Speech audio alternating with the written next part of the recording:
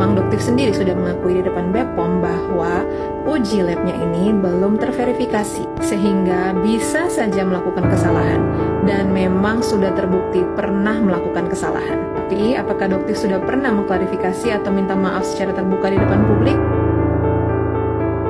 Doktif adalah seorang dokter yang dikenal karena ulasan kritisnya terhadap berbagai produk skincare di media sosial.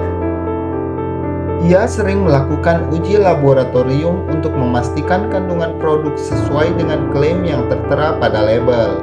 Salah satu contohnya adalah ketika Doktif menguji serum pencerah milik Maya Estianty dan menemukan bahwa kandungan niacinamide dalam produk tersebut sesuai dengan yang diklaim. Namun, aktivitas Doktif tidak lepas dari kontroversi. Beberapa pihak mempertanyakan kewenangan dalam mereview produk skincare dengan alasan bahwa tugas tersebut seharusnya menjadi ranah Badan Pengawas Obat dan Makanan, yaitu BPOM. Meskipun demikian, Doktif menegaskan bahwa BPOM tidak melarang individu untuk mereview produk skincare. Ia menyatakan bahwa tujuannya adalah untuk memberikan informasi yang akurat kepada konsumen mengenai kandungan produk yang mereka gunakan. Dengan oknum pribadi yang secara pribadi mereview dan mengumumkan tentang approve atau tidaknya berdasarkan pandangan subjektivitasnya saja. Apakah tidak ada celah suap menyuap di sana? Apakah tidak mungkin ada kerjasama di belakang layar yang kita tidak tahu? Bahkan yang bersangkutan sendiri sudah konfirmasi di berbagai podcast bahwa sudah mendapatkan tawaran-tawaran berupa uang dari beberapa brand skincare. Apakah kalian benar-benar percaya orang tersebut 100% amanah dan tidak bisa mengambil untung dari apa yang dilakukan sekarang? Segitu percayanya satu oknum pribadi ini dibandingkan lembaga institusi, padahal kalian tidak punya bukti apakah dia terima, tidak punya bukti juga apakah dia menolak. Semua berdasarkan omongan satu pihak ini saja, dan kalian dengan begitu mudahnya percaya? Netizen, aku kasih tahu samamu semua ya, kalau kita berbeda pandangan, jangan kau bilang menyerang. Cara pandangku terhadap konten review itu mengikuti aturan dan regulasi yang berlaku, bukan menurut persepsi dan asumsi suka-suka. Ini aku sampaikan salah satu di antara perbedaan cara pandangku kepada kalian semua. Di dalam aturan BPOM RI nomor 3 tahun 2022 tentang klaim kosmetik yang menyatakan suatu produk tersebut adalah badan yang ditunjuk, yaitu BPOM RI. Karena di dalam pengujian suatu produk post-market ada prosedur uji dan BPOM melakukan itu dengan rutin di lapangan. Kalau mereview boleh saja, tapi jangan memberikan kesimpulan. Siapa yang menjamin produk yang diuji itu benar adanya? Bisa saja dimasukkan dulu sesuatu di dalam agar hasilnya sesuai dengan keinginan kan?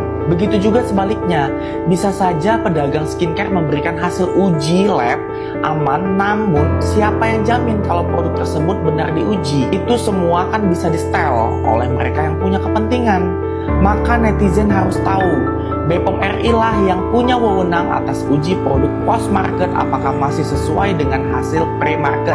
BPOM sudah memiliki prosedur kerja terhadap hal ini untuk melindungi masyarakat dari produk ilegal dan produk tidak aman. Tapi BPOM lambat dong kerjanya.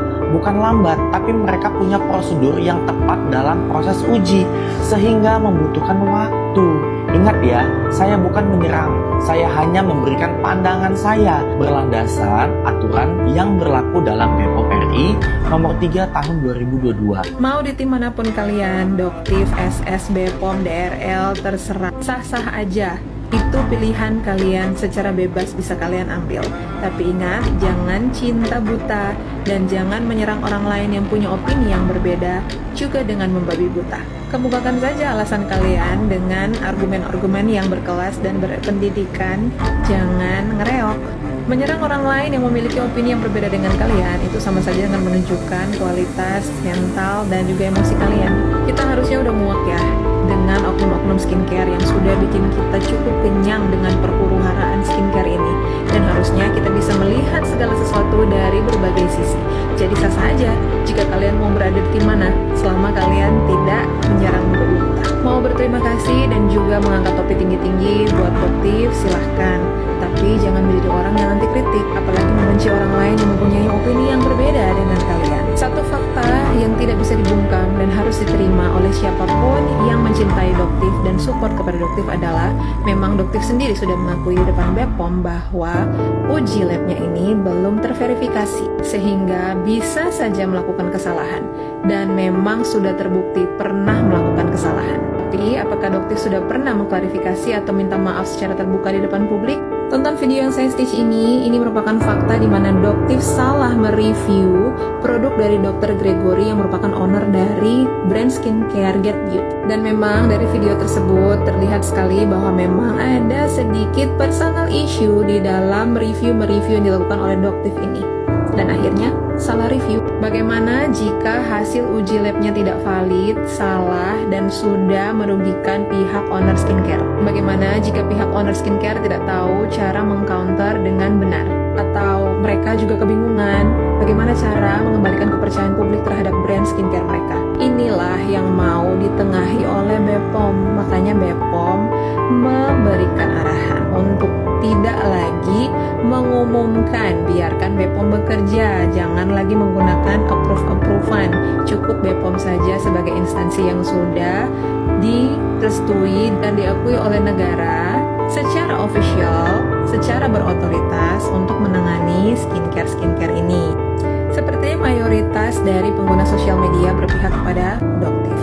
But remember, majority is not always right and minority is not always wrong. Tanggapan netizen terhadap Doktif yang mendapat serangan atas review skincare sangat bervariasi.